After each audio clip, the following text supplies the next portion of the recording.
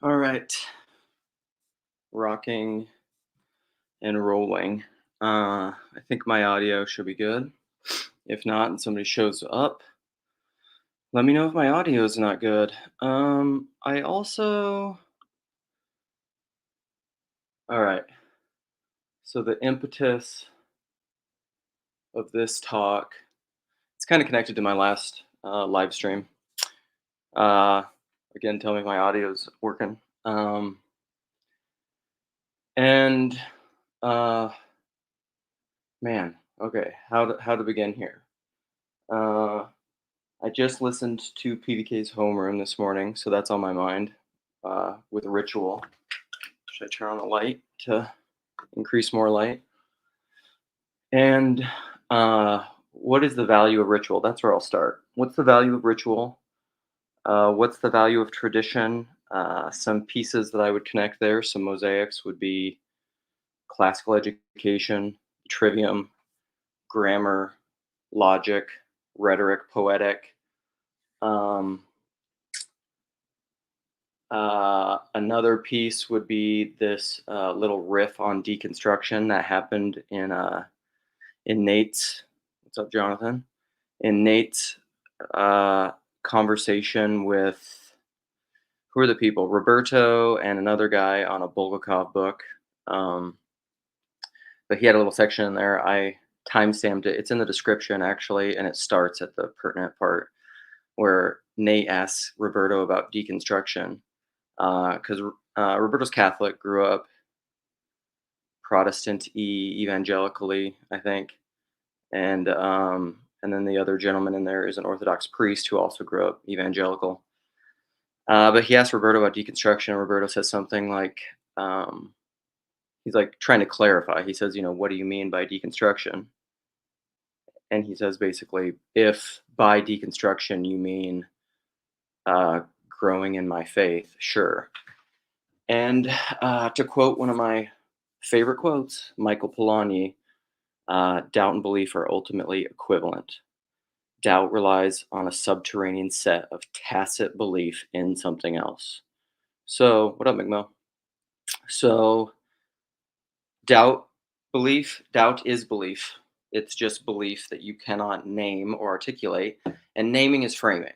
So, doubt is a belief that you don't have a frame for. It is mystagogical. It is apophatic. It is not this. So, cataphatic belief is this. Apophatic belief is not this. And everything, all of your action, and this is why, like, Jordan Peterson's whole thing is acting as if, belief is acting as if in the world, which is the fullness, mind and body. What you do with your mind and your body. Okay, finish out this thought before you add in something else, Luke. So how you act in the world is what you believe, and sometimes that is in accordance with what you think you believe, and sometimes it's against that, which is why St. Paul wrote in Romans 7, "O wretched man that I am, the things that I want to do I don't do, and the things that I don't want to do I find myself keep doing. Who will save me from this body of destruction? Praise be to God." And that's why we go to therapists. Peter Rollins says this all the time. This is why we go to therapists. It's why we go to a psychoanalyst. Is you're trying to figure out, why do I keep doing these things in my life that I don't want to do, or why do I keep not doing the things that I want to do, which is what Jordan Peterson's whole self-authoring thing is about. So that to some degree you can integrate these two things. So that reminds me, I was talking a little bit with there's too many people in this little corner. Andrew Bieber. I think his name is Andrew Bieber because it's like Justin. But he is somewhat of a lurker. But he reached out to me at some point a while ago, and I've been having an ongoing conversation with him. Jason Almondtree. Hey, Sherry, morning. And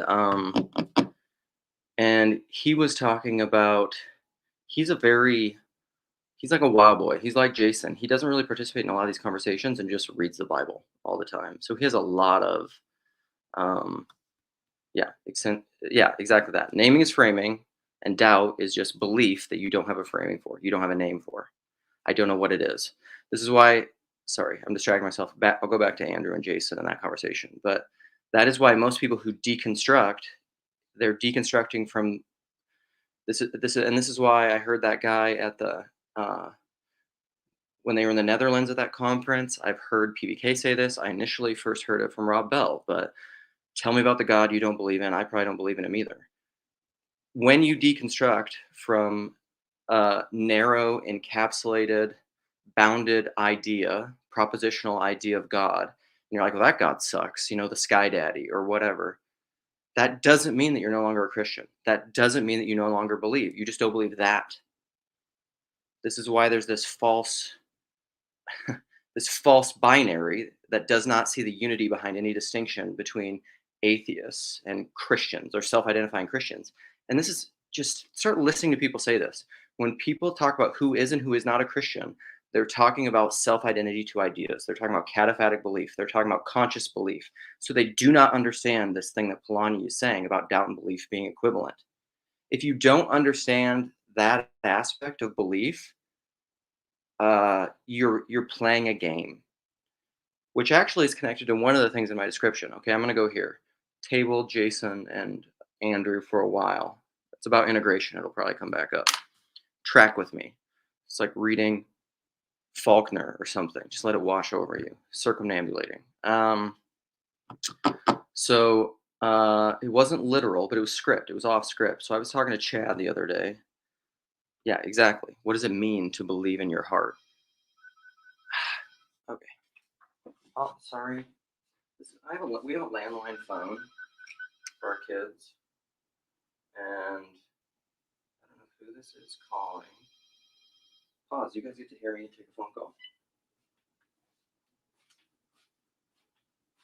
Hello? Hello? Hello? I don't want to talk to you. Okay. Thank you for the shirt compliment. My wife does not like it because I look like a sailor. Okay. What was I saying? Oh, I was talking to Chad, and Chad was saying that he loves to look, and he does this sometimes in his videos. He likes to go through the etymology of words, right? Um, which is which is great. It's a very Barfieldian thing to do, right? Because Barfield said that words are fossils of ancient consciousness. Because if you really think about it in that term, naming is framing. When we figure out a name for something, that's capturing, at least in a modern consciousness, I suppose, where you don't save the appearances, where you don't see names as icons. This is why I talk about iconic thinking. But if you don't see a name as an icon, you're framing something at a moment in time and capturing it like an image, like a photograph. Boom, this is a moment in time. However, sometimes photographs can be icons, where they can be portals that are more than just the image in and of itself. So that's what a name should be, but we've forgotten that because Socrates, right, lamented the written word. It will make us forget. Um, but so that's what Barfield meant by a name, and if you go into it, it's a fossil of a previous consciousness because you can track these words back if you follow an etymology, and you can go into the Latin or the Greek or the whatever and try to piece all these different cognates and parts of a word together because that's what it is. It's a mosaic.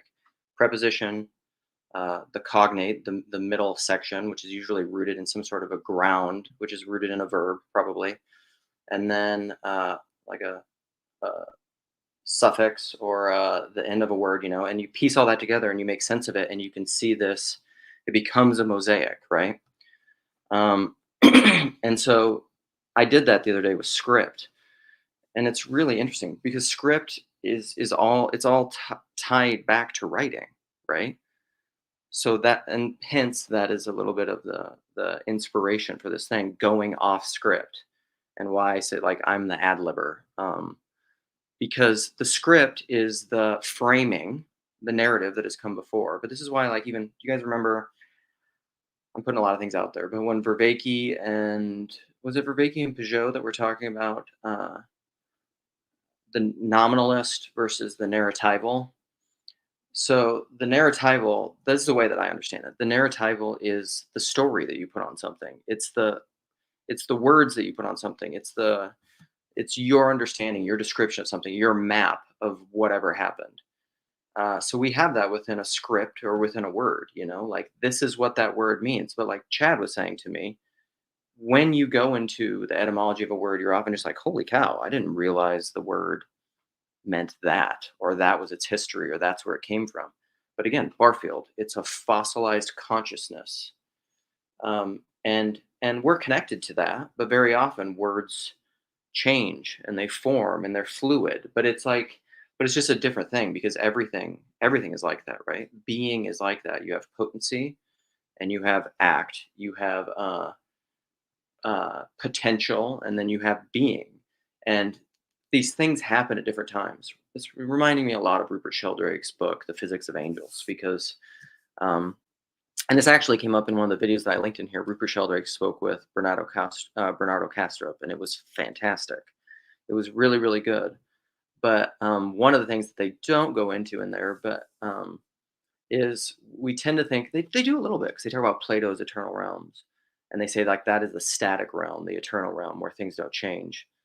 But I don't know that that's completely true because again, like there isn't anything, there isn't. This is where I'll go hardcore Hegelian and Peter Rollins and Todd McGowan is anytime you predicate something, included in that in a tacit, indirect, implicit way is the opposite.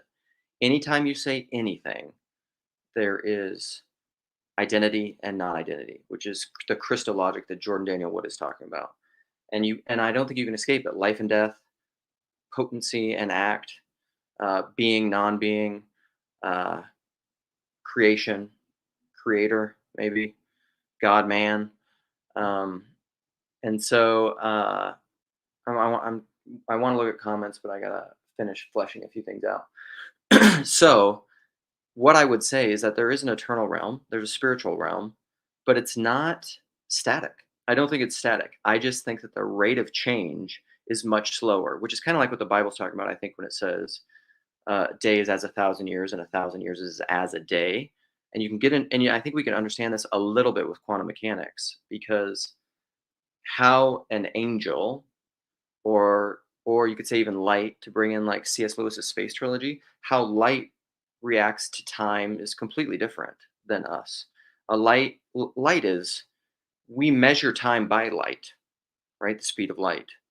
And by light we see everything. But what if you flipped this thing, and that's what C.S. Lewis does kind of in his Ransom trilogy, sorry Ted, is that he inverts that and he says essentially the angels, the Eldila in that book are we see by light and we interact with physical things. But he said, what if the Eldila interact with light this way? Like to them, a cell phone, a material thing, a material object is light. They interact and play with light, and they just move through matter. Matter is as light to them. So it's the opposite. It's hard to wrap your head around it. But like what that would do to your interaction of time, well, a day would be as 1,000 years, and 1,000 years would be as a day. It would be time would be irrelevant to them. It would just then a now for us would be like, well, an angel potentially sees like materially, almost like in the Tesseract in Interstellar when you go there. So it's like the bookshelf in Interstellar. An angel could just physically walk along time like a bookshelf. And you're just like, whoa, that's trippy. Well, I mean, you can understand it by physics, although it's not exactly physics. All models are false, some are useful. And so, okay, so one more thing. This is where I'll bring back in Jason and Andrew. And he was saying, oh, and this connected, who said this the other day? It was some offhanded comment, I think, in a just chatting in a Jacob comment. Who said it? I think it was maybe Sandy. I wrote it down in the comment, but now I've forgotten it. See, here's the thing. I outsourced my memory to my writing, and I wrote it in the comment, and then I forgot it. But this is why I think a little bit. Oh, here's the Andrew connection, and maybe I'll remember the comment. And I'd never pieced this together, but right. So we have in the Bible, we walk by faith, not by sight. But what Andrew said is that someday when you are theosified or holy or at one, we are no longer when you are integrated, the integrated divided man. When you get to that point where you are integrated, when your I is one. So Jesus said in John 7, I believe, I can't remember if it's 6 or 7, but the eye is the lamp of the body. It's one of those confusing verses. Uh, and if your eye is one or pure, your whole body will be full of light. But if your eye is divided, your whole body will be full of darkness. And and then James, Saint James, in his epistle says, he talks about the double-mindedness, and he talks about if you do not have wisdom, you're double-minded and you're tossed to and fro by every wave of doctrine. Right? You're like, oh, do I believe this? Do I believe this? What's going on? But he said, so like to have one mind is to see with. I mean, there's a great lecture. I have it tagged in my YouTube channel. From Dr. Eugenia Constantina about the phronema of the church, what it means to have the mind of Christ, which is to be of one mind. And so if you have one mind, you no longer have the faith that comes from hearing, right? Faith comes by hearing, and hearing by the word of God, the logos of God, right? That's the New Testament verse. And this is a Jewish distinction between that I've talked a little bit with Yosef about seeing and hearing. But if you just see, you no longer have to do that step removed thing where you're hearing from someone else. If you just see it, it's like the Jeremiah 31, 1 Samuel 8. You don't need a king. This came up in the conversation in the just chatting about. So this is the conversation with Andrew and Jason.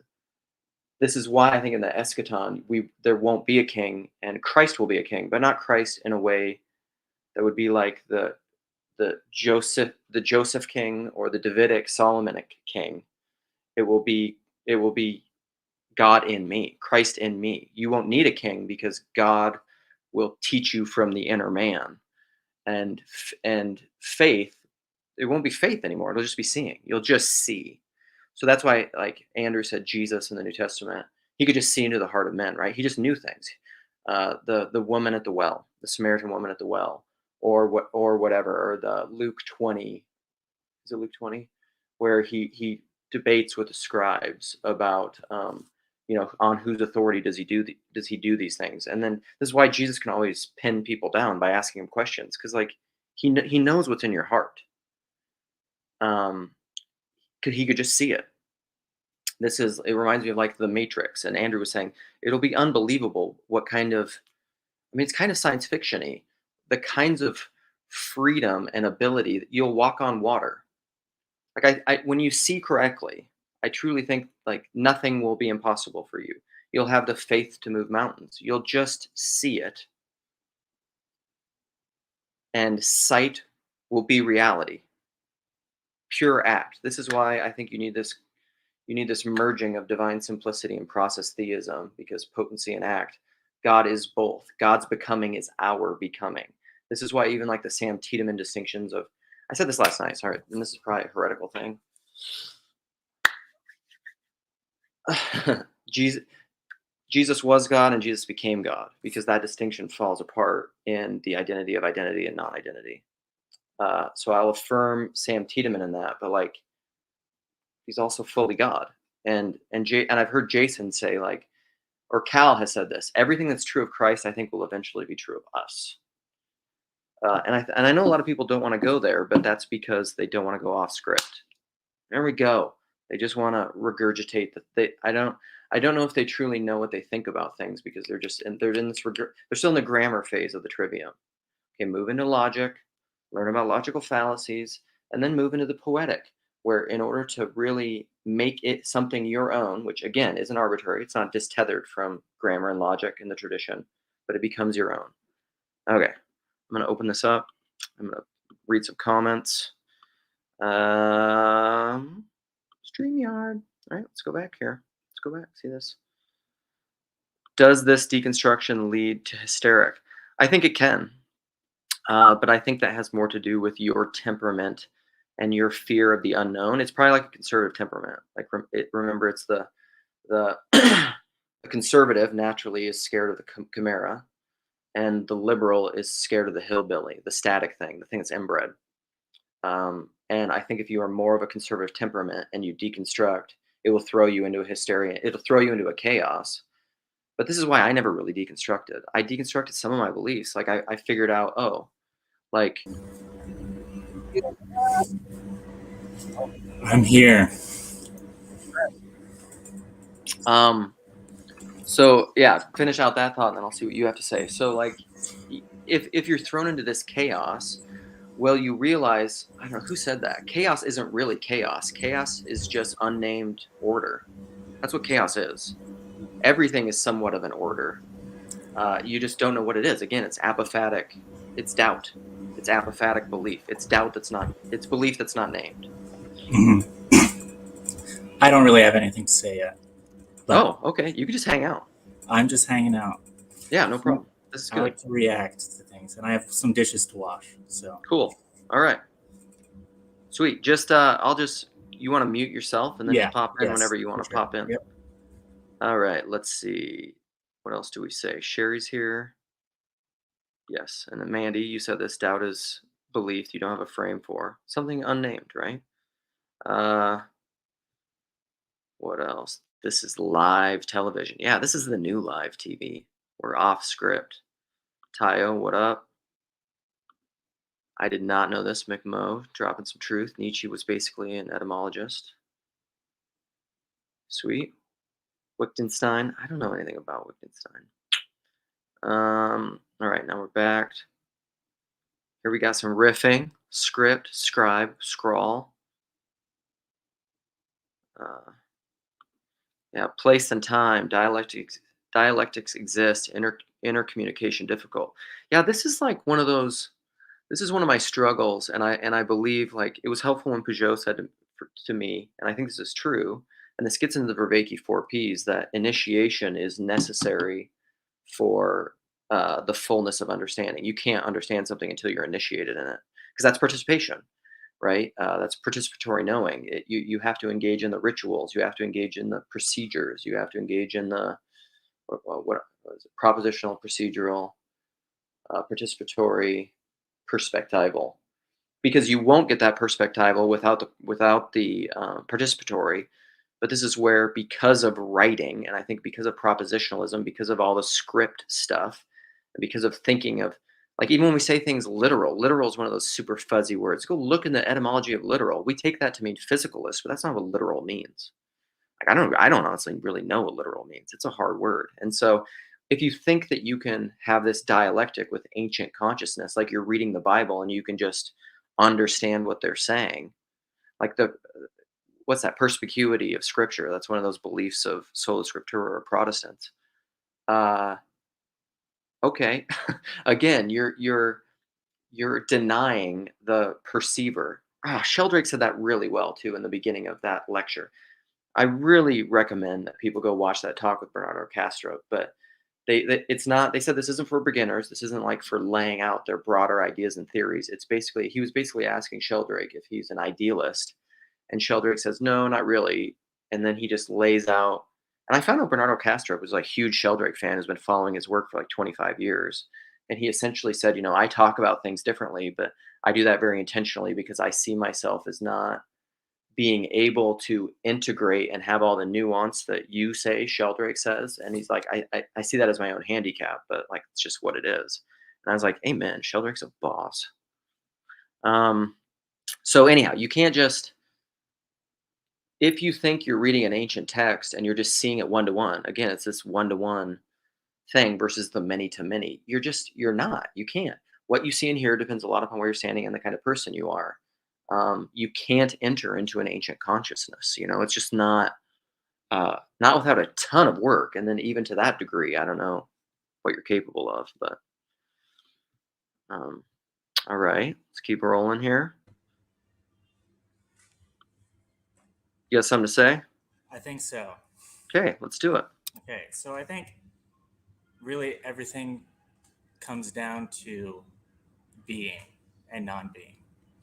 And there's a line from the life of Moses that I've been pondering on for like a couple years.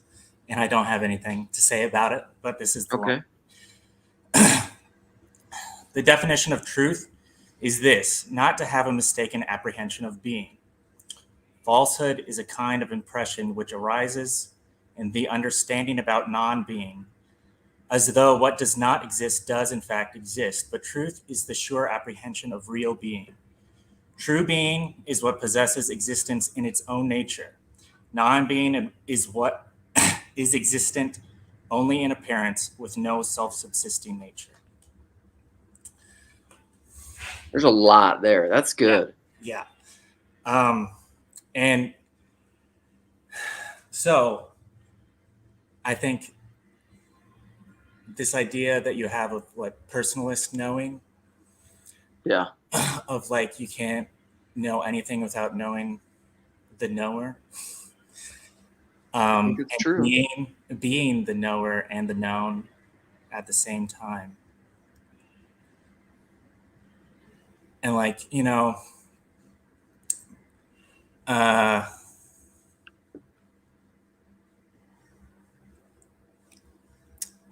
like when it's all marriage too, like you become one flesh and know, like that's everything. No, I think it is. This, which is why I think we know it's always a balance with talking all these things. Because again, like I don't think you don't necessarily learn things through, you do and do not learn things through talking about things, Yeah. because Mhm. you already know all this stuff. It's just you've forgotten it, which is why like this things are so simple. Like it really is marriage. Like it's that basic. Which is kind of like what Andrew, in a Just Chatting, Andrew was talking to Jacob on his most recent, I think it's his most recent Hebrew Bible study in there. I can't remember where it is, 2 hour mark, something like that. Mhm. And he was trying to just lay out his thinking, and he was illustrating all this from Genesis, and he was talking about the seed. He thinks a lot about the seed, because it really is these simple metaphors like marriage, seeds, Mhm. everything's there. Yeah, faith is a mustard seed for a reason. Yeah. Dude, totally. That quote is really good. You should, if you can, or if you remember afterwards, it would be great if you like put in the comments, and I'd pin it or something. 'Cause that's a good one. It's a really good one. All right. If you have anything else, just riff. I'm looking at comments here. I think what Phlebas says here is great. And Peugeot says this as much. Like using quantum mechanics to explain the mechanics of angels is bringing them into the material world. Yes, and Peugeot said something like as much. He's just like, do you really again, it's a one-to-one. Mhm. All models are false. Some are useful. All models are false. All models are false. All of them. All models are Mhm. false. Some are useful. So like I'm not trying to equate. That's the one-to-one correspondence, angels with quantum mechanics. I'm just using it as an illustration. Yeah. It's just helpful to expand, to like open you up, to think, to go off script. Because that's the thing. It's like Richard Rohr has this thing of like, he calls them the boxes of development or something. It's something like the 3 boxes where he talks about like order, disorder, reorder. That's the spiral. Mhm. That's death and resurrection. It's to get out of the closed loop of the Ouroboros. I mean, you got to do that. Yes. Yeah. Okay. I have another thought that I've been thinking a lot. Sweet. Okay. So I recently read Lilith for the first time, which is, it was actually the first book my priest recommended to me. Nice. I Because like my your daughter's priest name is instantly. Lilith, and he was like, "Have you read the book named that?" And I was like, "No." He's like, oh, "You should." Dude, after your Chad talk and after that, I want to meet your priest someday because Okay. he's saying all the best things. He's so great. I feel like I probably shouldn't like place him on such a high pedestal as I do, but at the same time, he is so Jesus Christ in my life that it's hard not to, you know? That's kind of the goal, isn't it, Yeah. right? Christ in me. Mhm. Where's Jesus? Right there. Yeah.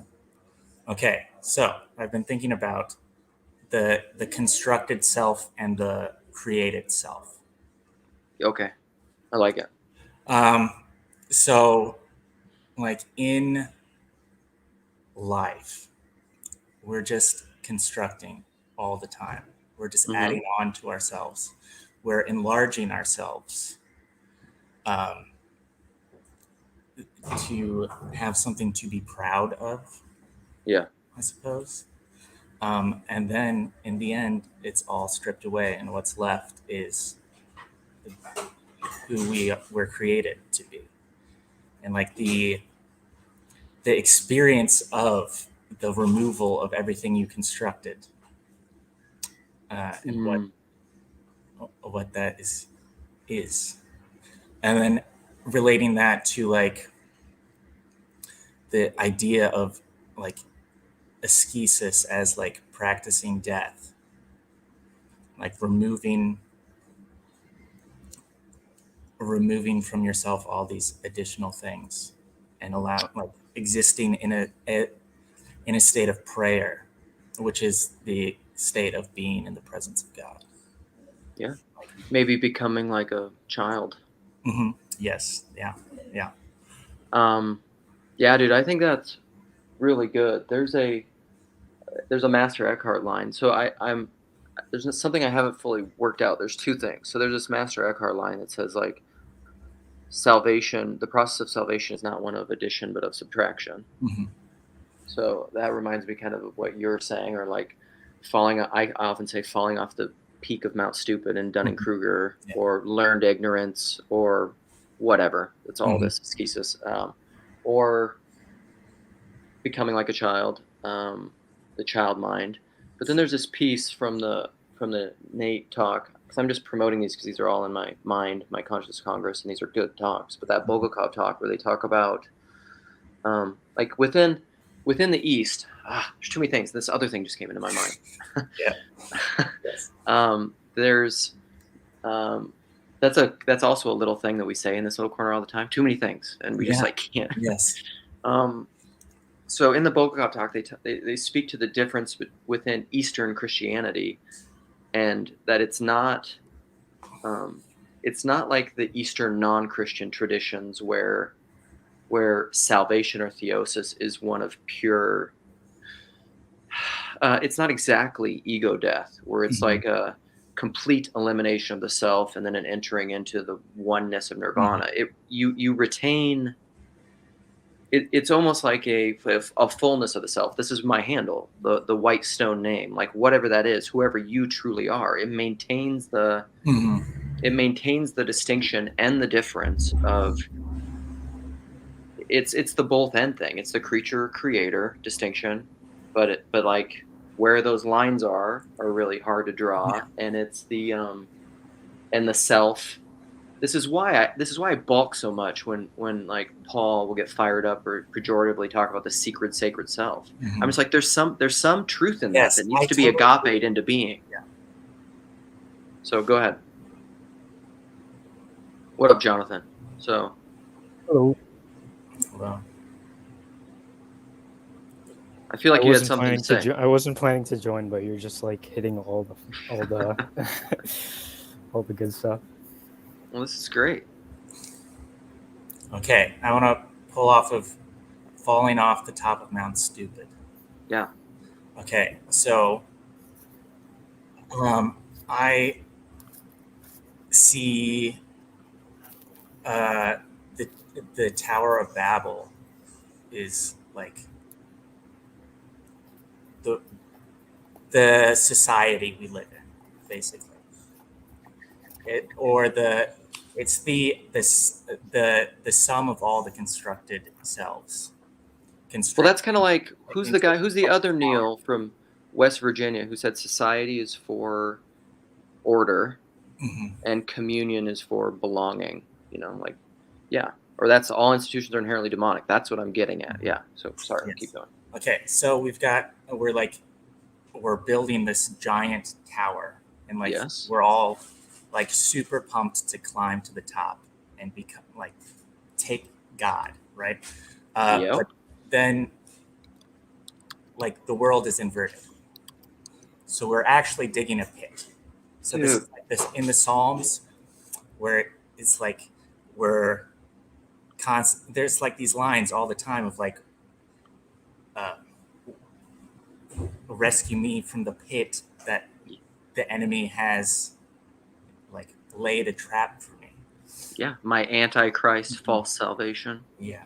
So then we're experiencing this as a climb up the tower towards God. Mm-hmm. But then we fall, and this is like the fall is actually a rise, and this gets into the life of Moses also, my number 1 favorite book, my number 2 favorite book. All right. So Saint Gregory of Nyssa has this image of suddenly your soul is free to ascend to the heights, like you release you remove your shoes and then like ascend into the darkness, and that's the fall off the tower. And then you like the midpoint is like the foot of the mountain of God, and then you begin to ascend the mountain, and then we get into like the wisdom of God is the foolishness of man. Like it looks like you're just descending into poverty and foolishness and like why like just foolishness is the best way to describe it. But in the truest sense, you are climbing the mountain of God, which has no end. Dude, and this is, yes, to riff on that, which is also why I think this is the greatest intellectual reason, I think, of why I'm ultimately a Christian, because of trampling down death by death, because of that very thing. You think you're ascending a tower and you're not. And the freedom is counterintuitively death. Yes. 100%. Jonathan, I know you got stuff. Just let it roll. I don't even know like what to say. Go off script. Just riff it. Just spit out things. Just like speak in tongues.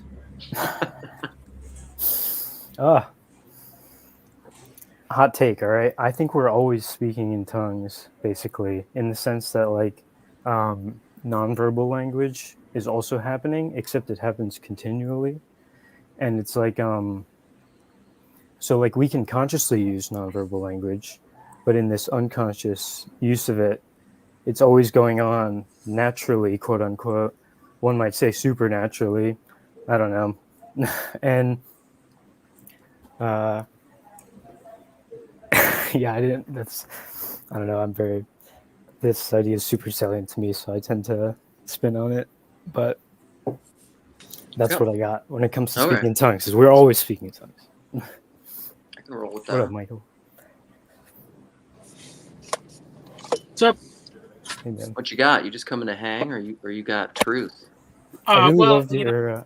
I saw the notification and I messed up the time, so I only heard the last couple minutes or whatever. So I'm not well prepared, but I'm here for whatever. There's no script, so it's okay. That's right.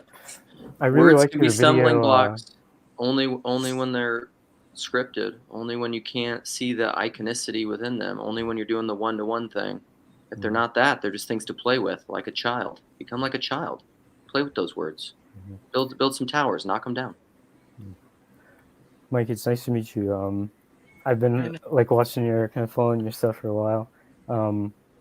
Not like super closely, but definitely some stuff. And I really liked your video yesterday about I think it was the Shroud of Turin, right? Yeah. Yeah, that one. I watched that one while I was on the road, so I couldn't actually see it, but I did like see some parts, and just like I don't know, that's something I had never delved into, so it was really I don't know, it was moving. Yeah, I think it's weird. Like, I don't know. That's one where I can understand why people are like suspicious of the ideas that like every relic or whatever is real and authentic or whatever. But well, that's one where the evidence is pretty compelling, where I don't even know why like Protestants and evangelicals don't take it more seriously. So Yeah. um Yeah, man. because I mean, it was interesting because since I wasn't watching it, I kept thinking that they were talking about a dead body, and I was like, "All right, this doesn't make any sense."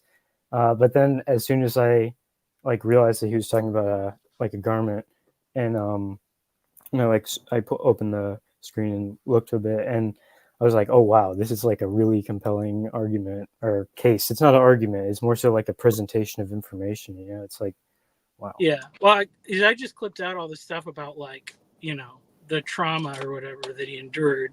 The whole talk, he talks more about like all the weird, crazy evidence of like they're saying like at one part like it looks like you can see like images of his teeth, and so they're saying, well, the only way that that could be like on the image is if the radiation that produced the image came from within the body, like so. It's all sorts of crazy stuff. It's pretty cool. No shit. Yeah. Again, he's like Neo. I'm not sure if I followed exactly what that means there, like what you're saying there, like about the radiation. Well, that's like so they just, I mean, it is like a mystery what, like, how was this image produced? And the best hypothesis now that they have is that it's caused by radiation, and basically it's like because it's like a photograph, but it's not, you know, like when we print a photograph, we use material that is like really sensitive to light radiation, so it's easy to develop. But that's like a linen cloth.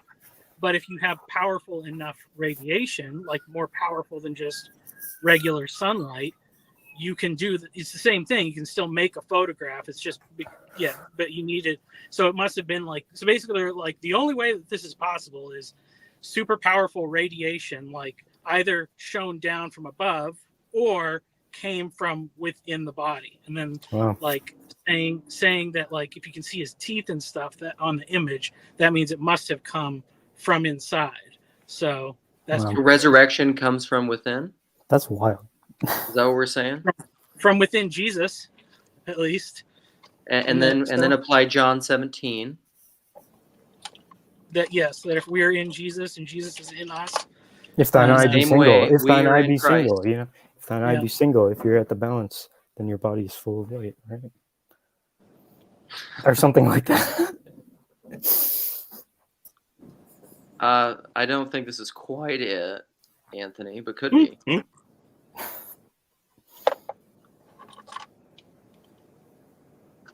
Here we go. Here we go with science again. Phlebas bringing in the dialectic.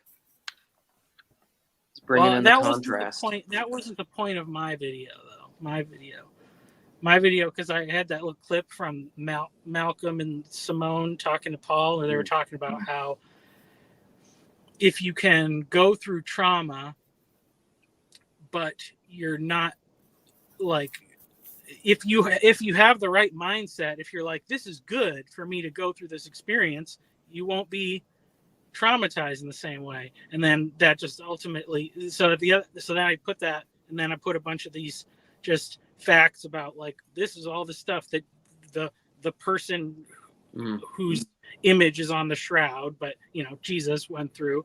And then I had that little clip that Christian had with his talk about when he had one of his talks with Paul, where he talked about he had like a vision where like he was nailing into Jesus's hand, and then he looked up and like saw Jesus smiling at him. And then I put little John Piper clip. It made it into a Christian YouTube video, but I just was like, this is the connection that it makes, because it brought Hebrews 12. You know, he did it for the joy.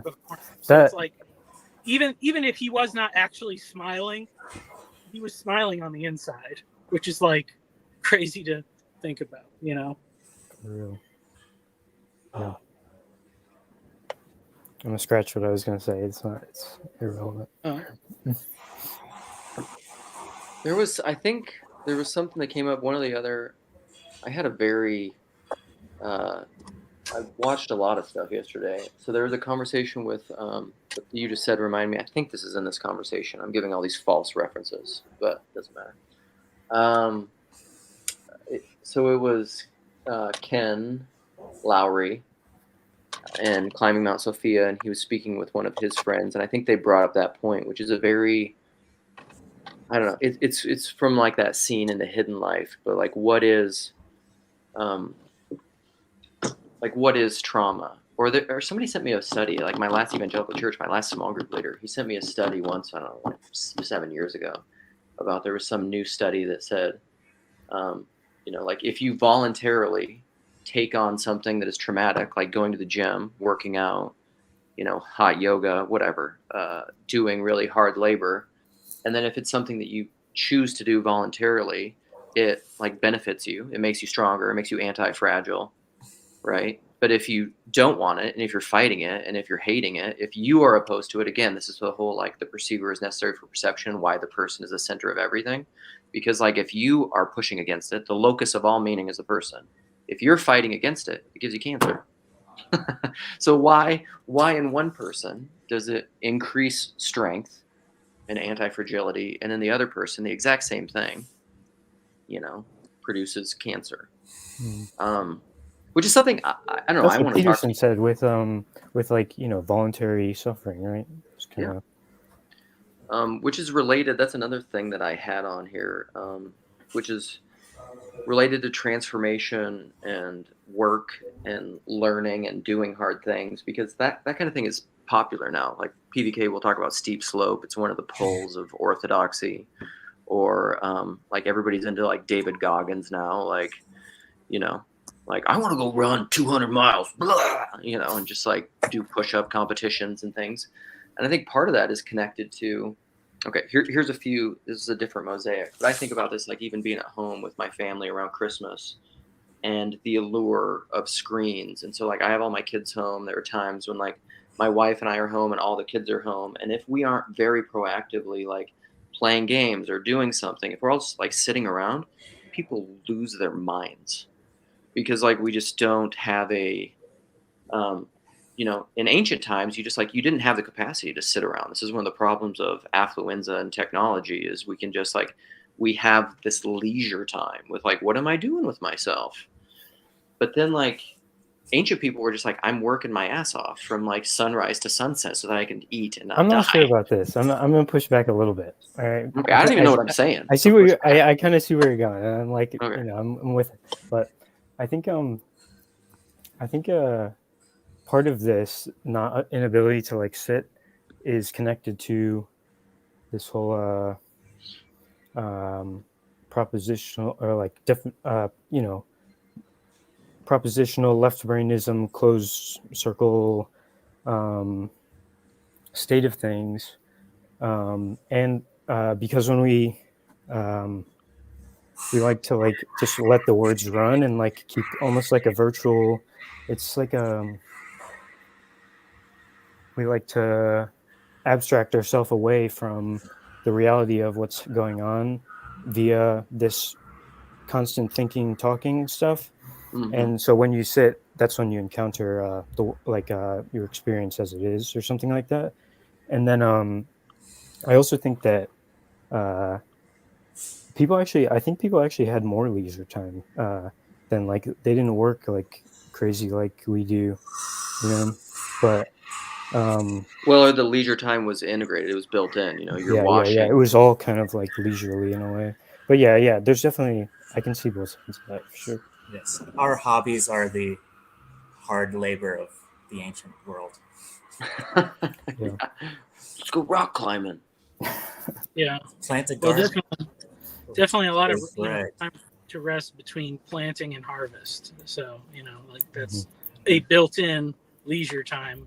If you're even though you all have other responsibilities, it means that that's a season where, for the most part, you're not going to have 50 and 60 hour active work weeks and stuff. Or whatever. That's almost like people talk about agriculture being the first technology, though. I'm thinking like almost paleo, like hunter gatherer stuff. I think clothing was the first technology, and Biblical. yeah. This is a little. I'm sorry if I'm like if I get too caught up in this. Like, but No. it's Go ahead. so the I don't know, man. I could talk forever about this, so I have to be careful. But it's like technology. I think that we forget that like language is technology as well, and I think that like it. Okay, yeah. Please. What are you thinking? I'm so curious. I can't even tell you how curious I am. Yeah, I don't know. I think when people say language is a technology, they're seeing it as fundamentally emergent, but again, it's the emergence and emanation thing. Well, And some would say Peter, that technology was gifted from above. well, sure. I think it's the way we are, I is do too. to communicate with Mhm. each other. Yeah. Well, yeah. I mean, I don't think technology is like inherently bad, though. I think it's kind of ambivalent, and it's like it's just part of who we are. Yeah. It's like, but I also think it's connected to this idea of the garments of skin, like and the garments of clothing and technology and stuff. Where originally, because I always look at this through the lens of like nonverbal language, where it's like at one point we were naked and the garment, the light shined through us, and like we were, we were apprehendable or something like that. That's not. I don't think that's the right word. But and as when the fall happened, we got these garments, and like what that garment is in my mind is the technology of um, like clothing or like body language in a way, and it's like eventually once you remove the garments, then they are gifted back to you in like the pattern of the tabernacle or something, where it's like I think that this is the effective interfacing of we will once again be naked and transparent to each other or something like that. But I think it's more like where I would go with it is like garments are clothing the no thingness in the same way like the no thingness that is God. Creation is the clothes that you're putting on the form of God in the same way like we do that. But words are also that. That's like the Cormac McCarthy clip that I love about the unconscious when he says like, oh, how to say it. Like we all have the experience of trying to say something that we don't have clothing for. We don't have a name for. But we know what it is. Clothing is a sign of office. So, and like that goes all the way through the priest thing. But I even think with Adam and Eve, if you think about it, they're supposed to be in control of the animals. They listen to the snake. Then that's them abdicating their authority. God gives them clothing made out of animal skins as a restoration sign of their office, because they're the ones wearing the animal skins. He's reaffirming what they're supposed to be going out and doing. And obviously all the covering the nakedness stuff. But I think that this kind of whole thing about like work and leisure and stuff is really, really apparent in Jordan Peterson's favorite story to botch, which is the story of Cain and Abel. Because, God curses the ground, so it's going to be difficult for Adam and Eve to work. They have Cain, and they name Cain. The name Cain means increase, and obviously, with the promise about the seed of the woman, their hope is in Cain. And then when Abel comes along, his name means vanity or vapor or nothingness. And they didn't think about him. And then it says once Cain and Abel grow up, Cain starts working in the fields and Abel's taking care of the flocks. The afterthought is taking care of the flocks. But, that's after Cain's grown up. So from Adam's whole life up until that point, how it was difficult for him to bring forth food. That was the thing. He had these sons. He has to feed them. It's difficult. It's hard work. And there's a guy on Twitter who does Hebrew stuff, and he made a really good thread about this, talking about like that the word or whatever that where it talks about like comparing the two sacrifices is saying, like, basically Cain brought a good sacrifice and Abel's sacrifice was in imitation of his brother. But basically Cain did the thing that his father couldn't do. He figured out how to get the land to produce food, to increase. But the weird thing is, okay, why, if that's the case, then why does God prefer Abel over Cain? And ultimately, these sons both do what they were meant to do. Now, and I think this is the interesting thing. Cain's response, when God's preferring Abel, and he says, "Why are you angry? If you just do what just do what you're supposed to do, and things will go well." God's basically like letting Cain off the hook of being the Messiah. He's still Cain. He can still live the rest of his life. He can still grow food. He's great at it, but he's not the one that God picked for whatever the special purpose is. But he spent his whole life with his parents putting all their hope in him, probably being so excited that he seemed to figure out farming better than his father did. And now he has an identity crisis. If I'm not the guy, what am I supposed to do? So he gets jealous of his brother. They fight. He kills him. But the interesting thing is that it says Cain attacked and killed his brother. So it's two actions, which, we could say like manslaughter. He didn't know he was going to kill him. That's the same word. That's the same thing it says with Moses. When Moses, he attacked and killed the Egyptian that was eating the slaves. But I think it also could be, okay, if Cain attacked Abel first as one action, and then he killed him, what did Abel do in between? And I think the answer is what his name means. He did nothing. He didn't resist. He didn't want to fight his brother. And that's why God chose him. That's what he was ultimately chosen to do. So I like that. Yeah. So, and that's to say, obviously work and increase and all that stuff is good, but also nothing is good. And doing nothing, if it means not lifting a hand to harm your brother, is usually a very good thing to do.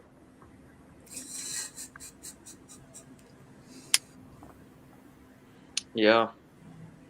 Well, that sounds pretty Jesus-y. So this is how I'll lure Chezi and Yosef in. So Abel, Jesus, the blood that speaks a better word than the blood of Abel. Hebrews, Jacob's favorite passage, maybe. Well, this is one other one I came up on that because so it's not Abel's sacrifice is better because of faith, and the thing that it made me think of was when comparing sacrifices, not to look at the material object of the sacrifice, but the faith in which it's given, is the widow's mite. And what it says about the widow's mite is that she gave all her livelihood. It's like she didn't fear death. It's not just all her wealth; it's all her livelihood. It was I could buy one meal, or I could give this to the temple. Which that one reminds me of the widow that bakes the cake for Elijah. The same thing. I'm going to make this cake for my son, and then we're going to die.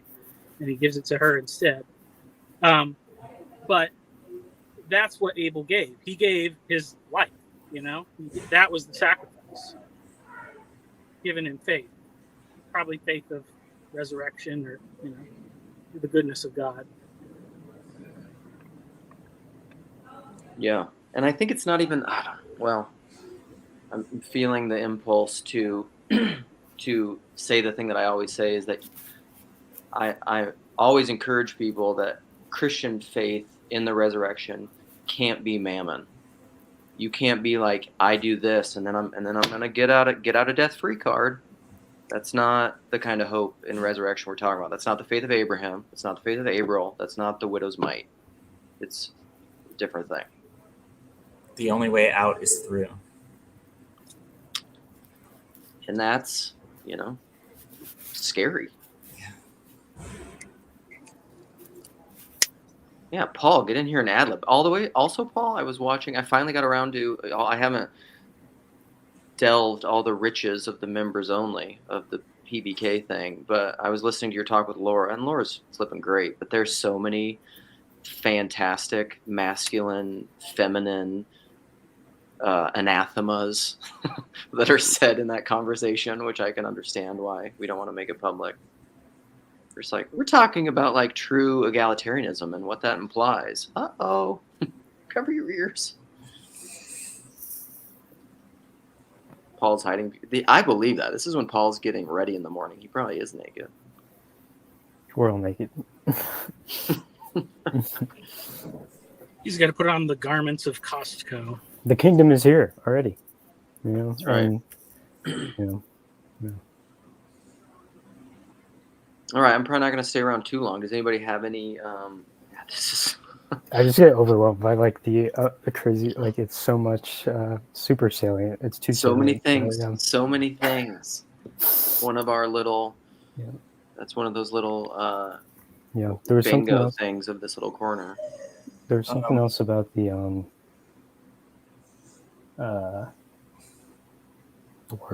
words and stuff, but I seem to have forgotten it.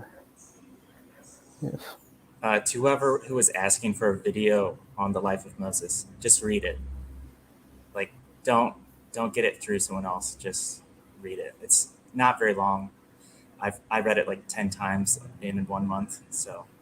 Oh, nice. Well, that's Michael. He is the inspiration for Grail Country. He's the one who encouraged Nate to do it. He was actually in here this morning. I don't know if he's still here. I haven't spoken with him forever. It'd be good to see him. Dude, I loved. Anybody have any thoughts as a close? Let someone please wrestle with depends on what you mean. As our TLC lightsaber, I don't know, Chad, what you're talking about with the lightsaber thing. I don't get it. I'm not following you. That's what cuts through bone and marrow. Is the lightsaber what we defend the blaster bolts of the definitions? Luke, would you mind? Like, would you? Oh, I feel like you were just about to do it. I was about to ask you to like go back into all that. I think you're about to do it. Like, would you mind What do you mean articulating it again? Like what do you mean by something is essentially what you're doing is you're deconstructing a word, a definitional understanding of a word. Because what do you mean by is a denial of the one-to-one correspondence of words to meaning? I feel like it's a good faith thing to say because whenever you're saying that, you're probably saying what you said sounds obviously wrong to my brain, but I want to assume that you mean something not stupid. So yes, I will ask. It depends on what you mean. Yes, and that's kind of the agapeing the other person's thing into existence. That's what I have in the description, because no matter how poorly someone is saying something, because of the identity of identity and non-identity, or the Tao, or whatever you want to say, there's truth in whatever anyone's saying, no matter how poorly they're doing it. So how good of a listener are you? How hospitable is your listening? How much can you ask questions and get the truth out of there? Or do you just want to assert something to tear it down? Well, that's like this hyper masculine.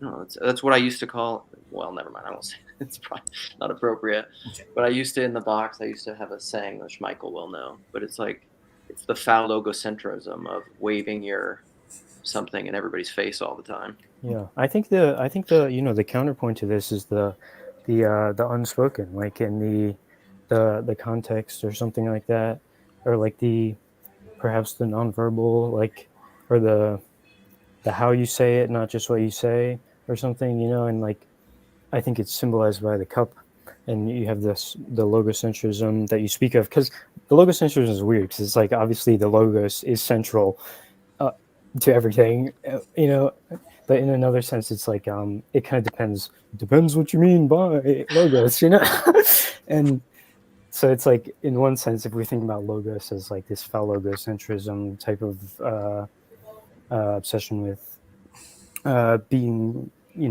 perhaps left brainism, I don't know. It's the masculine side of logos. Yeah, I think it's it's balanced by this. Oh, Sherry, I'm a big fan of Sherry.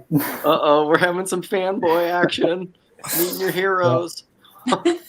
Hey, I think it's balanced by the cup, and the cup is what you need to balance the sword. Well, yeah, the cup, but that's the falling off of your babble. Mm. Throw yourself off that babble into the cup. My inverted question- Yes, so sit in the silence, like encounter the experience, like agape, the other person's perspective, like all that stuff is I think the balancing. So Paul, the foul logocentrism is central. It's saying it's the hyper masculine side of logos. That's what they're decrying, not logos broadly. I think it's probably like a misunderstanding, or it's like just a different definition of logos, like, because I would say there's multiple interpretations of what we mean by logos, right? Here you go. So Paul said, I'm going to go and Sherry's going to take over, but Paul said, I want to leave with this question, ask you guys, and I'll just listen. But so he said that TLC is fundamentally Protestant. He said that earlier. TLC deconstructs because we have a hunger to reconstruct, and we're fundamentally Protestant. Again, this is like, or Paul just say we're fundamentally Calvinist. That's just Christian, isn't it? Prove me wrong. Okay. And so then what are we deconstructing? Or what did he say? What is the TLC protesting against? I think we're protesting against the death of the spirit of the ecclesia or fellowship or something like that. This might not actually be what I'm thinking, but I'm kind of like just that's what comes to mind. It's like we're like, there is something of value here or something.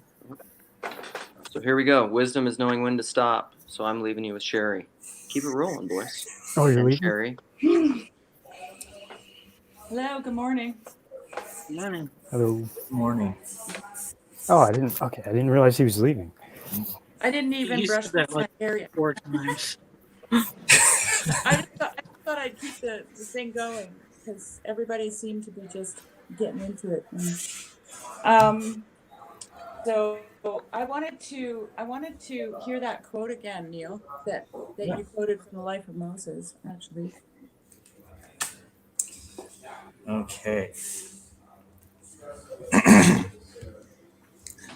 The definition of truth is this: not to have a mistaken apprehension of being. Falsehood is a kind of impression which arises in the understanding about non-being, as though what does not exist does in fact exist. But truth is the sure apprehension of real being. True being is what possesses existence in its own nature. Non-being is what is existent only in appearance, with no self-subsisting nature. Yeah. Well, I wouldn't dare to unravel that whole thing, but the first thing that came to my mind when I heard about it was the two natures of Christ, fully God and fully man, right? Mm-hmm. And I've thought about that, and maybe this resonates with you, and if you have any thoughts, I'd like to hear it. I've thought about that in connection with the idea of the gods and animism, and there's the idea that, okay, I have to backpedal a little bit in my thoughts, because Martin Shaw said something one time in a conversation with somebody else that he didn't like the word archetypes because archetypes denatures the thing, right? So for the ancient person, Thor was thunder. So thunder was fully thunder and fully God. You get what my drift? Yeah. This is the two natures of Christ. Fully God and fully human. Okay. So it goes from a natural element or a natural occurrence within nature, which is what animism does, right? To the human being. But I think that, and I mentioned in the comments that this is the panentheistic principle, right? Of God in the world and the world in God. And so when you start to make distinctions that denature things, and this is why Martin Shaw doesn't like the word archetype, then you take away that actual panentheistic principle out of the world. You strip it bare, and it becomes immediately materialistic, right? And then you can't reconcile fully God and fully human. You have no way of reasoning or rationalizing that concept because you've denatured all of creation.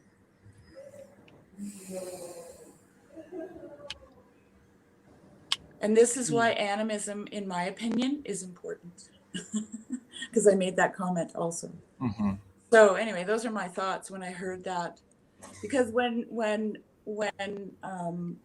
St. Gregory's talking about existence, he's talking about the nature of creation, which is fully God and fully whatever else, right?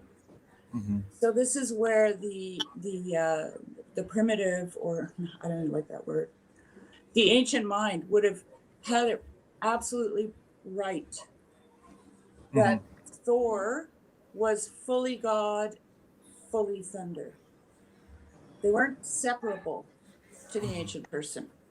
They were the same thing because they perceived God in his creation, right?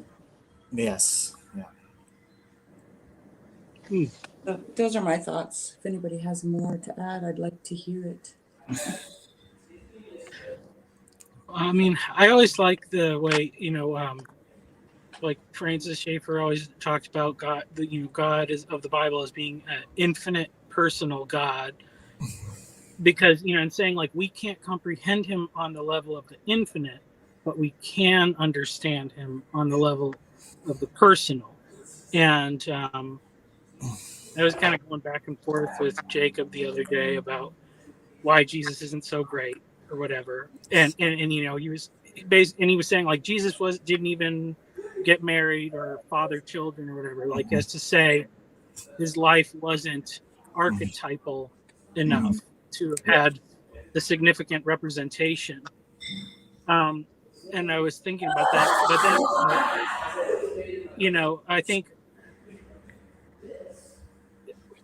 if it was just mythology, it would make sense for that or whatever, just like manufactured mythology or legend that really just arose out of something.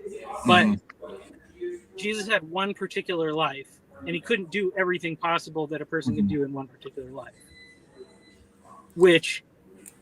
But that aspect of having one particular life in which you cannot do every single possible thing is a universal that is true of every single person that's ever lived.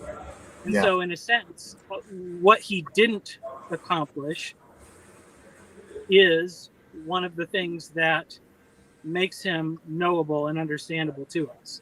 Because we all have things that we didn't, why didn't my parents do this? Why wasn't I born in that place? Why didn't I, whatever the things are, like he had just as much, he had a normal life that was just as particularly unique as every other life. And that is, the uniqueness is a universal aspect of all human lives. Yes. Yeah, well, I don't really want to go down the rabbit hole of defending Christ's divinity. That's like that's not right. That's not where I'm going with this. Yeah.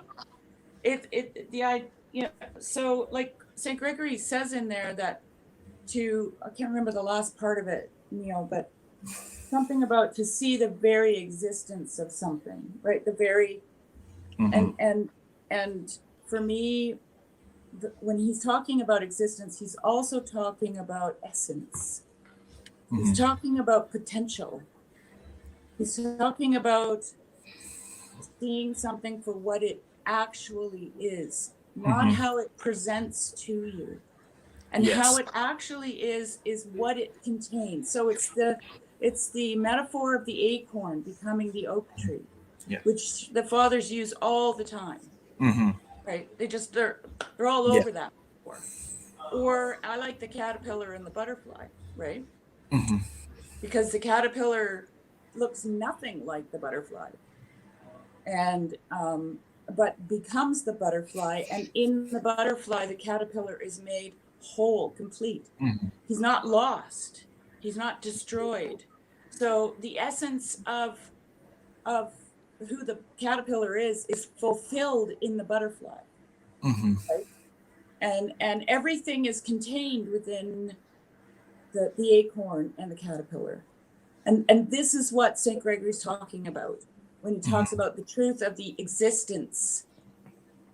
And that's why I'm talking about the two natures of Christ, because that is exactly what Christ is.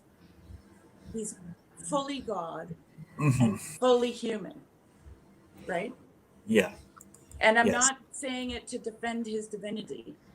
I'm talking about the essence of something that, that we need to be able to see. That we've lost, let me say it this way, that we've lost the ability to see. Yes, 100%. So losing the ability to see is something I've been thinking about a lot in relation to this psalm. The idols of man are silver and gold, works of the hands of men. Eyes have they and shall not see, ears have they and shall not hear. They lips have they, but they cannot breathe or speak. Let those that make them Talking become about like the psalm that talks about yeah. So I'm seeing in that like how we in the building of the Tower of Babel, where our idols are becoming dumber. Because we're progressively losing more and more of our nature as we create gods that are less and less God. Well, see, here's the thing about that psalm. The closing line in the description of the idol, and the idol is described as something that has all the abilities to sense the world around it, but is unable to, right? Yeah. And so, but what it says at the end of that description is that, and those who worship them become like them. Okay. Exactly. So it's actually what it is that it's describing. This is why you're saying the idols are dumber. Actually, we are. We are. Yes, exactly. That's exactly. Right? Yeah. We lose all our senses. Yeah. And this is the whole this is disenchantment, 100%. Right. So we don't experience the world around us. Yes. Okay. Yeah. So we use the imagination as the organ of perception is. Luke says that a lot. I know that at least some church fathers have said this, but so our imagination is bound at the edges by the gods that we worship, like like if your ultimate is sub-ultimate, then So you cannot perceive beyond it. right, like George MacDonald uses in his imagination essay, he uses this example. The essay is the cultivation, the function and culture of the imagination. And so when he talks about cultivating it, he says that if the imagination is not cultivated, then she stays home to be sensual instead of going out to worship. Okay. I love it. That's beautiful. So you and Tomberg talks about this in terms of the closed world of the serpent, the Ouroboros, right? So you're eating your own tail. You live on a horizontal plane with no transcendence, right? No transcendence, just horizontal, right? Yeah. So,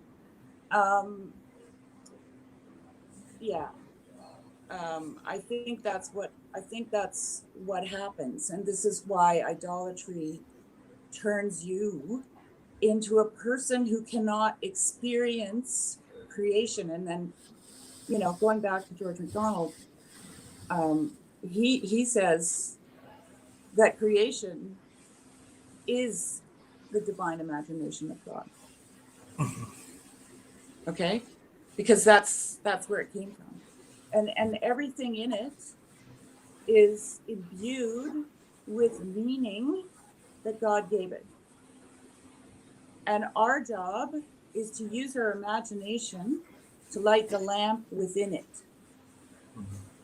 So every form within nature is imbued with a meaning from God, and it has a lamp in it that we have to light and understand in order to understand the story that we're in.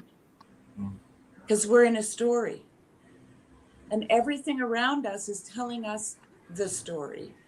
That's why we use metaphors like acorns and caterpillars, because the story is told to us over and over and over in creation. And so we live within the divine imagination of God. That's where we live. And if we don't live on a vertical axis, then we live on a horizontal one, and we stay home to be sensual instead of going out to worship. And then we lose our senses. Yeah. Which is what? Insanity. Right? Yeah. That was a similar conversation I was having about that the other day. But I was thinking, I was kind of talking about, like, because I make stuff all the time, but I can't make anything without imagining it first. Like, No. So it first comes, but kind of, this is, I guess this is the thing to say. I don't know. Obviously, we can't comprehend God's experience of it, but the wonder of it is that I can just imagine things, and it's awesome in my imagination. Like if I imagine a story, or if I imagine like something I could build, if I had all the resources that I could imagine or whatever. Right. But what I do is I look around my garage and I look at the stuff that I have, and I imagine what I can do with what I have. But then the kind of cool thing is that once it's done, it's never exactly how I imagined it. It's always surprising in some way. And so, and some of that's because of mistakes, and some of that's because of things, whatever, good stuff, bad stuff, whatever. But then that realization, like that it makes my imagination stronger. So then I have to imagine more things and make more things, and like it keeps going. Well, I had this little epiphany one time talking with Jess about the imagination, because I imagined that the imagination, like if you could draw a picture of someone with an imagination bubble over their head, it would just be an infinite bubble, right?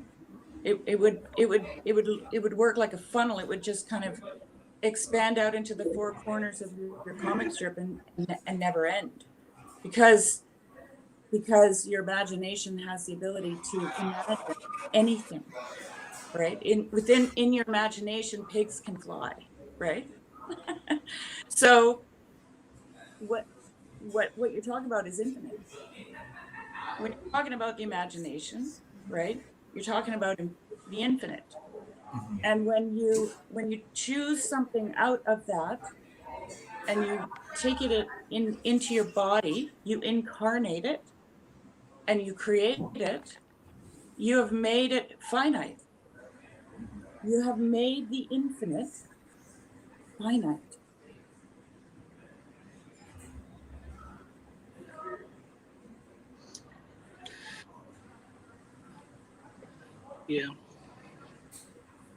Yeah, that's the other aspect too. Is then the thing of like my imagination I can enjoy, and I can like if I think about like a story or something, like I can enjoy a story in my mind, and I could enjoy it whatever for a long time. I could keep adding things to it, but like there's a different quality when you write it down or you make the thing, the object, the piece of art, or whatever, because then you can share it with somebody else. And not only do you have the experience of you seeing it with your own eyes and being surprised by the difference between what you made and what you imagined, but then you get to see it through other people's eyes too. And but it does. But I guess this is my because this was kind of arguing with Jacob or whatever. Ultimately said is like, if I was wrong about Jesus, if I was wrong about like worshiping Jesus, you still need something. Like you can't if the only characteristic that the real that you can accurately define God by is his unknowableness, then that's kind of a problem for us. Like, how will we ever know? So we have to know something, and our understanding is always going to be wrong, obviously, but he, if he's good and loving and compassionate, then he forgives us for our misunderstanding of his incarnation and all his kinds of Michael, incarnation. I think even though you have an image, right, which is what Christ calls himself, if you have seen me, you have seen the Father, right? He's the image of God, which is what we all are, okay? He's still unknowable.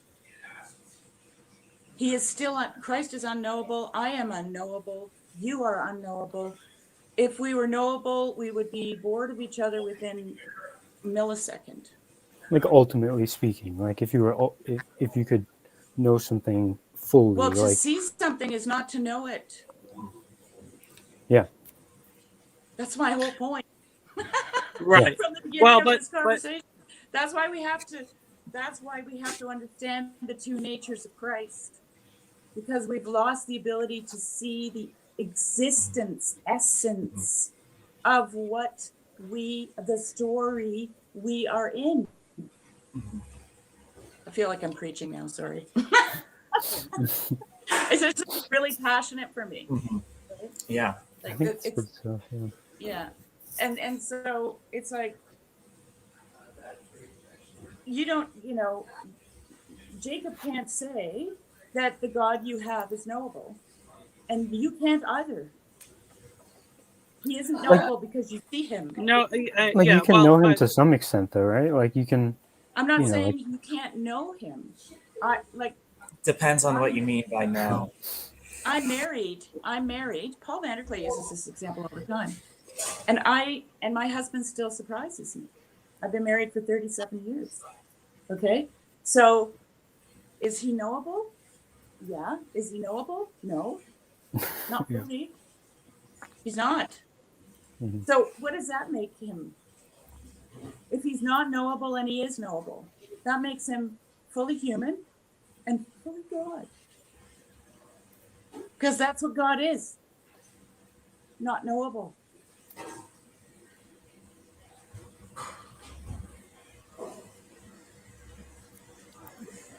I think perhaps what you were saying about like the imagination going out to worship might be maybe what was on your mind, or what Sherry was saying about that might perhaps be what connected to what you were saying about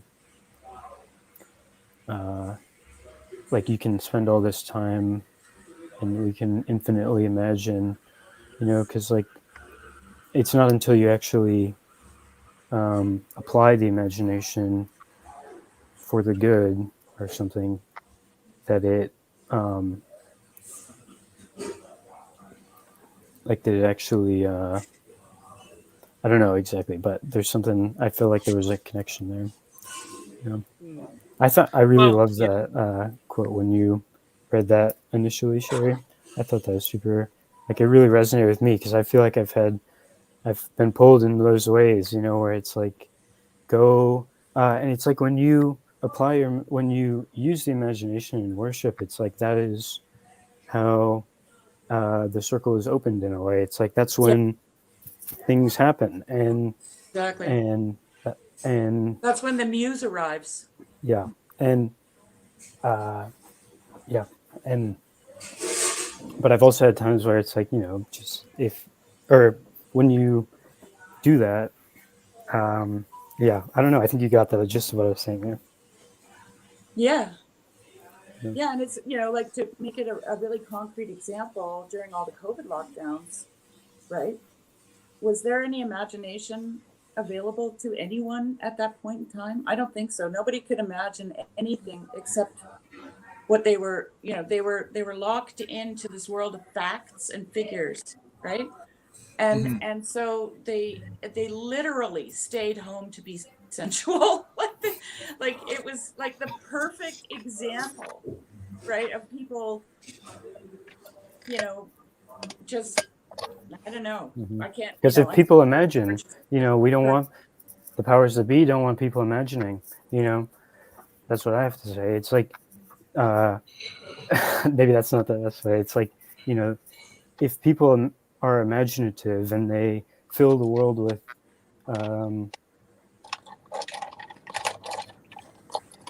with light or something, by encountering it, and I don't know, like I think that I think that's a great example, and I think that we've not, I think it's noteworthy to see that that's how it went during COVID, because it reveals the larger pattern that's going on in terms of this quenching of the imagination. This no, that's not the right word. This attack on the imagination. It's well, the imagination is wild and unpredictable, which, in my opinion, is what God is. And in my conversation with Martin Shaw, I said at one point, the problem is that we like to domesticate things, right? Because, which is not a bad thing. Like, we want to be able to use them for we need to live, right? So we want to be able to go out in the field and catch our cow and milk it. And we don't want to deal with the wild one. So we domesticate things. But the problem is that when we learn the convenience, and that's capitalize that, just capitalize that word, because we love convenience, right? And that's why we do domestication. Then we start domesticating everything because we don't like wild and unpredictable in our lives. I think that's connected to this the civilizational thing and what you were talking about, the tower, where it's the building, and because civilization is obviously kind of like domestication, right? It's like it is. That's what it is. Yeah, and it's kind of like it's a balance, right? It's like you have to have both sides. Well, that's why we have the vertical and the horizontal, right? And so when, like you were saying, opening up to the imagination, that's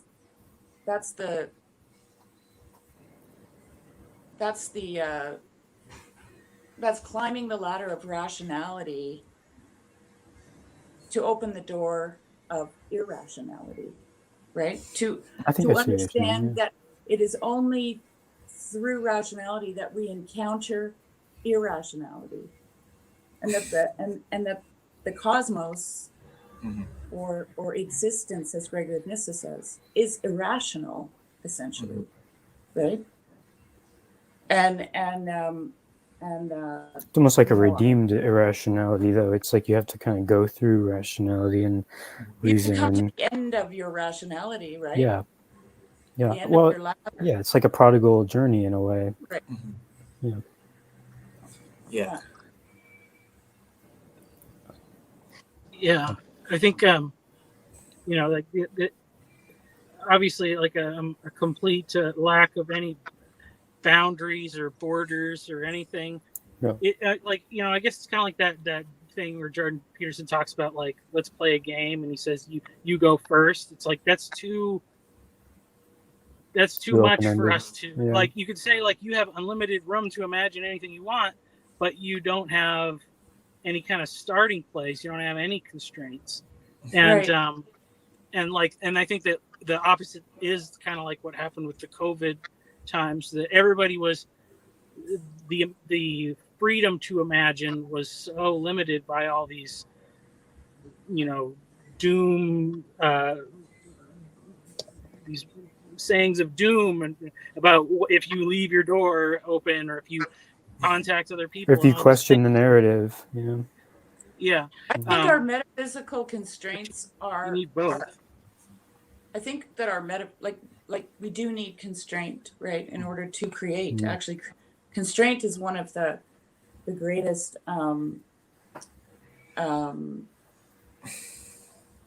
It's like purveyor restriction and limitation, of right? It's like constraint.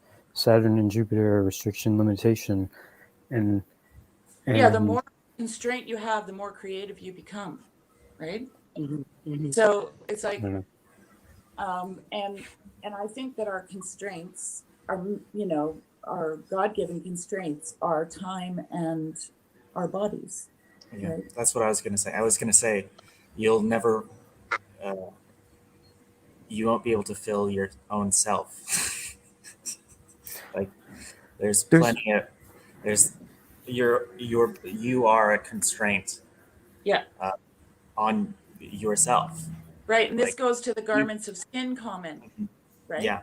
Because they're you know, a lot of people like to think that it's correct. Jesus or God killed some animals and clothed them with skins, hides from animals. But there's also the idea that they were beforehand, they were light. They were just pure light. And God gave them skin, actual skin. And Oh, so, as in like the skin was better. yeah, like they had no skin. They were just garments. Or So it's we were the garments, their skin, their own skin, which is also their limitation, right?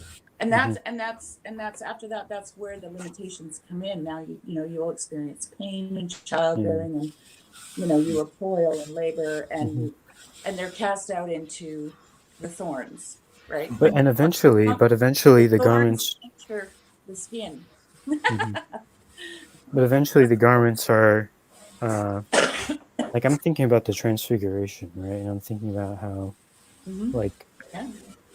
like our like the garments of skin become transfigured eventually, right? Like this whole Right. this fall into I don't know if I would think about the fall as like precise limitation or something, because I also think it's like there's a certain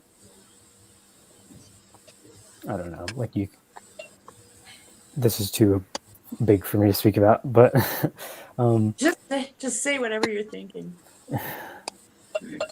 like I'm not thinking. I think limitation and imagination and all these terms. Like I feel like the terminology is hard for me to comprehend, because in some sense I think about imagination as like this, like the artist's spirit, like the non-limitation, right? Like Jupiter, abundance. I don't know, like expansiveness and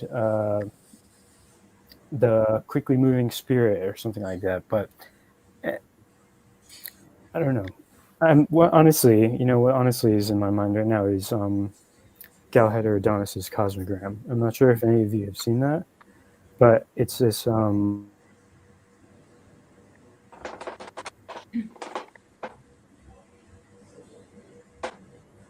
Did you freeze, Jonathan? May have frozen. Yeah. Oh, looks- shoot. Staying remarkably still. Yeah. Right after Well, he went yeah. somewhere we could not follow because we don't know What did he what he's talking mention about. beforehand? I missed. Was it a movie or a book? I'm not sure. I Okay. literally have no frame of reference. Yeah, me either. Me either. Well, maybe he can tell us if he gets back on. Well, I was thinking about like the negative, or I don't know. I guess like the negative side of imagination, or whatever too. Like, because if I think like I want to make something or I want to do something, something could go wrong. Like, and Or you could imagine something evil. yeah, Very easily. and I think and the one impulse is to say don't do it because something could go wrong. But the better, and I think this is the pattern you see God doing all throughout the Bible, is that he's saying, you know what, something might go wrong if I let these people do what they want, but I can fix it. And not even just fix it, but, and I think this was kind of the thing about, that if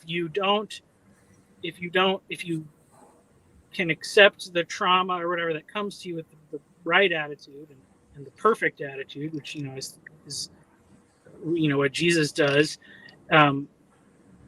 then it doesn't cause the damage psychologically or whatever. That was from the conversation in Paul's video. That basically saying like one person can think about their life and be like, I was so traumatized. And it was just like, their parents yelled at them sometimes. And somebody else can be, actually suffer all sorts of horrible things. But if their attitude is like, this is just, part of how the world works and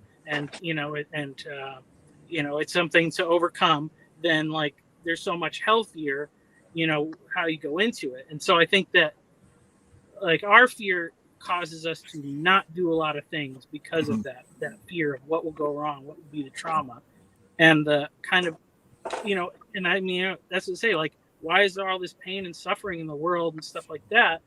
And God says, that's what you need to have a world, but that's okay. I can take that pain and suffering and I can turn that into something good, like, and not to make light of any of that pain and suffering and stuff, but I think that is kind of the most amazing thing. And I guess that's even like what Luke is talking about, trampling down death by death. Like take death and use death as the thing that you use to destroy death. Yes. Yeah. And I think touching on the dangers of imagination, I think the mode of imagination should be dialogical, not neither receptive nor penetrating, but both. Like if you go into imagination as like with a clear endpoint in mind, and you say, "This is what I will create in my mind," odds are good that it's not good. And if you go in and say, I will bring nothing, I will just receive and get out of it the good that I want, you'll that's also what get we do. either. Yeah. I mean, that's what we do with everything. Yeah. We swing from one extreme to the other, and the idea is to, like, we did a book early on the channel called The Apocalypse of St. John, and it's Mhm. It's an interpretation of Revelation by an anthroposophic writer named Emil Bock. Mhm. And in there, he talked about the Aramonic, which Mhm. is the small beast in Revelation that looks harmless, Mhm. which could be now labeled the machine, Mhm. okay? Because it's on the dry land, and it's cold to the touch. It's steely. So it represents this idea of the machine, right? And the Luciferic, which is in the water, right? Mhm. And is warm, and right. These are the passions. Mhm. And he describes how the passions lead you up to the Aramonic, Mhm. which is this movement from the water to the dry land, Mhm. which we know from the theory of evolution, Mhm. right? Yeah. It's also an evolution of consciousness. Mhm. So Revelation talks about it uses terms like destruction and annihilation and fiery pits and all that kind of thing. Mhm. Those in my opinion those go back to all that cannot be shaken will remain, Mhm. right? But Bach says that the idea is not to eliminate the passions or Mhm. the machine, Cons- but to bring them into, to domesticate them, to bridle them, right? Which is this role of mediation that we have in the world as human beings, right? Yeah. Yeah. Between heaven and earth. Heaven Mhm. being this unknowable, wild, unpredictableness Mhm. of the world, and the earth being the grounded, thing that I use and toil upon to survive, right? Yeah. Mhm. And Yes. so and so we have to stop swinging from these extremes of just letting everything follow its passion, Mhm. right? Or tying everything down and ordering it. Yeah. We Yeah. have to put those things into, like you said, a conversation with one another, right? Yeah. So when I'm hearing in that pray without ceasing, Yeah. like a prayer is this. Yeah, and it's also the Like sacramental. that's what it is. It's bringing these things together, offering it up, and receiving. It's Right. all. It is the sign of the cross. It's Um, so gratitude. yes. It is gratitude, and I Yes. think that's at the heart of all of Mhm. this. And I don't want to Yes. overstate it because I Yeah. talk about it all the time. But Mhm. it's like, because when you put yourself into the pose Mhm. or the mentality or the mindset of gratitude, then Mhm. suddenly you are at the mercy of God. Yes. Okay. Mm. And Yeah. you perceive Mhm. also the mercy of God, and then you start to see the world not as denatured but as enchanted, right? Mhm. Yeah. As panentheistic, where God is in the world and the world is in God. Yes. And then you're back to a garden of sorts, but a Mhm. more mature Mm. garden, Yeah. Yeah. which is what we needed to be. We need Yeah. to be in a more mature garden, right? We Mhm. can't, because, well, this is just off the top of my head, but Adam and Eve in the garden were deceived because they weren't mature, Mhm. right? Yeah. So And like the metaphor of the milk greens meat in St. Paul, where like as an infant you're given milk and then like you gradually get the meat. If we return to the garden as it was, it would be like us drinking only milk. Right. Because we've been outside of the garden, and now the garden is bigger. Yeah, and Owen Barfield talks about this in terms of original participation, Mhm. which would be the garden, withdrawal, Mhm. and final participation, Mhm. right?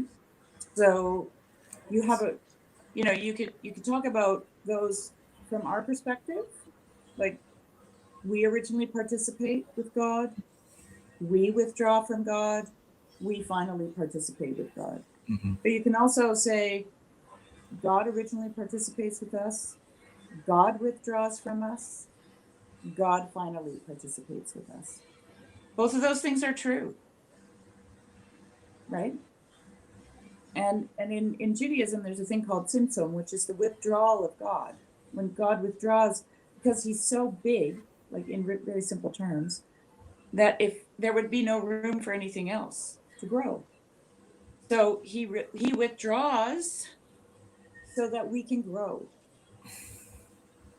And we sense this, right? Because he's hidden from us. And that's why I'm going to go right back to the divine imagination and George MacDonald's conception of it, because that's where we find him again. We find him in creation, and we find out what the story is that we're in. Mhm. And as for the imagination going bad, nope, goes bad. Everything goes bad. You don't look after it.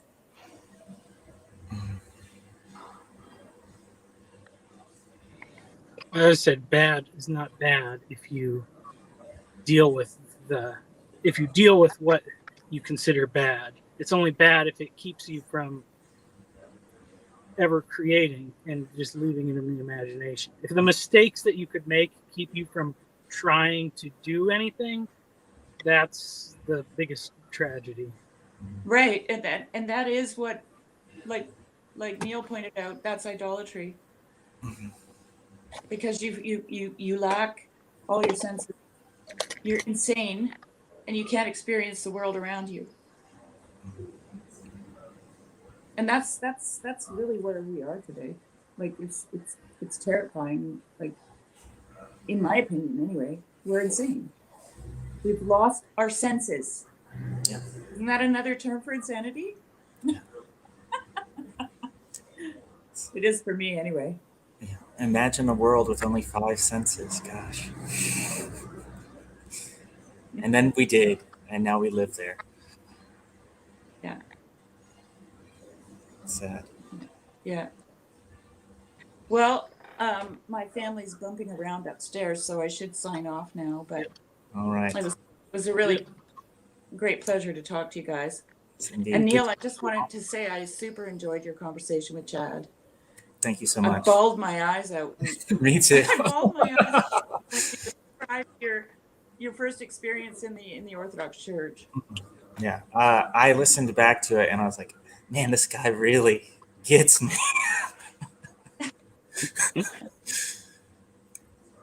I haven't Awesome. listened yet, so I'll have to check it out this afternoon. But Good. something to look forward Now to. I have to figure out how to end this stream, because I don't even know if I leave. Do I end it? I think if There should be one that says end stream up in the corner. Not just leave, but it should say end stream. It doesn't on my iPad. I'm on my On the iPad, then it may just be because I can't do anything. So Well, I'm gonna head out. yeah, Bye, Neil. so It was a fun time. I'm Yeah, sure it was I'll good. have fun again. all right. Yeah. So everybody just leaves and see what happens. Yeah. Yeah, we'll just leave. Okay. Bye bye.